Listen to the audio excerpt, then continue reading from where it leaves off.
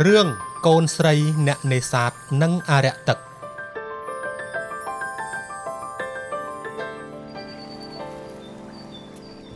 នៅជិតបឹងទន្លេសាបដ៏ធំល្វឹងល្វើយមានក្មេងស្រីម្នាក់ឈ្មោះណារ៉ានាងរស់នៅជាមួយគ្រួសារអ្នកនេសាទរបស់នាងរាល់ថ្ងៃមុនពេលបង់សំណាញ់នាងតែងធ្វើរឿងមួយណារ៉ាតែងតែថ្វាយផ្កាឈូកស្រស់ៗទៅកាន់អារក្សទឹកសូមឲ្យទន្លេមានត្រីច្រើនជានិច្ចនាងអធិដ្ឋានដោយស្ងៀមស្ងាត់ប៉ុន្តែក្នុងរយៈពេលប៉ុន្មានខែចុងក្រោយនេះទន្លេហាក់ដូចជាខឹងសម្បាសំណាញ់របស់អ្នកនេសាទផ្សេងទៀតក៏ត្រឡប់មកវិញដោយទទេ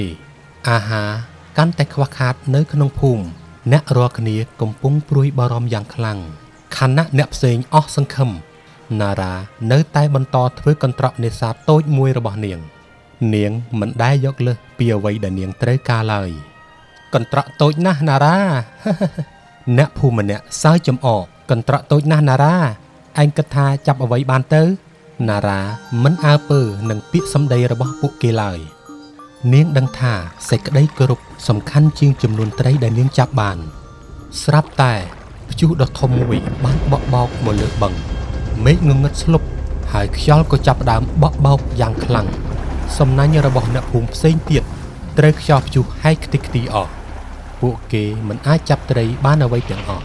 ណារ៉ាក៏ភ័យខ្លាចដែរប៉ុន្តែនាងនៅតែកាន់កន្ត្រករបស់នាងយ៉ាងណែនហើយព្យាយាមទៅមុខស្រាប់តែត្រីដ៏ភ្លឺចេញចាំងមួយបានលូតចេញពីទឹកនៅពីមុខទូករបស់ណារ៉ាវាគឺជាអារក្សទឹកបានហែនាំផ្លូវឆ្ពោះទៅកាន់កន្លែងស្ងាត់មួយណារ៉ាបានតាមវាដោយគ្មានការស្ទាក់ស្ទើរនាងបានទៅដល់ឈូងសមុទ្រសម្ងាត់មួយទឹកនៅទីនោះថ្លាឆ្វេងហើយពោពេញទៅដោយត្រីរាប់មិនអស់ណារ៉ាដឹងថានេះគឺជាអំណោយពីអារក្សទឹកជាអំណោយសម្រាប់ការគោរពរបស់នាង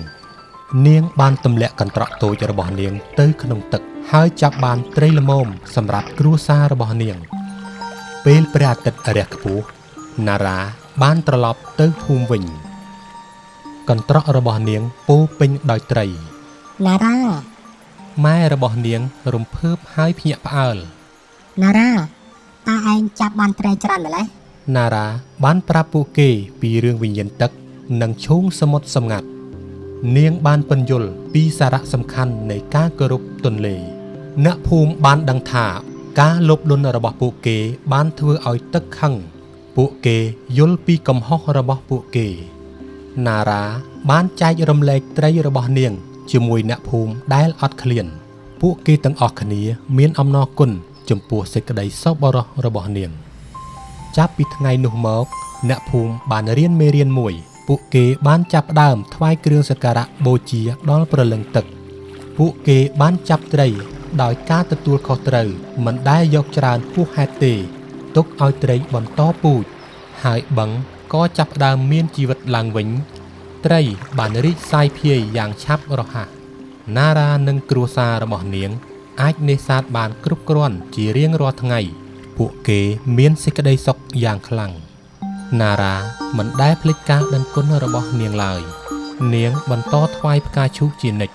ក្មេងៗក្នុងភូមិបានលេងសប្បាយរីករាយនៅមាត់បឹងនេះបានផ្ដល់នូវភាពរីករាយដល់មនុស្សគ្រប់គ្នាភូមិទាំងមូលបានរីកចម្រើនយ៉ាងឆាប់រហ័សដោយសារអ្នកភូមិបានរៀនគោរពធម្មជាតិណារ៉ាបានធំឡើងហើយក្លាយជាស្ត្រីវ័យចំណាស់ដ៏ឆ្លៀសវៃនាងបានឃើញភូមិរបស់នាងមានភាពរុងរឿងអារក្សទឹកតែងតែមើលថែអ្នកដែលគោរពវាធម្មជាតិបានតបស្នងវិញនៅអ្វីដែលយើងបានឲ្យទៅវា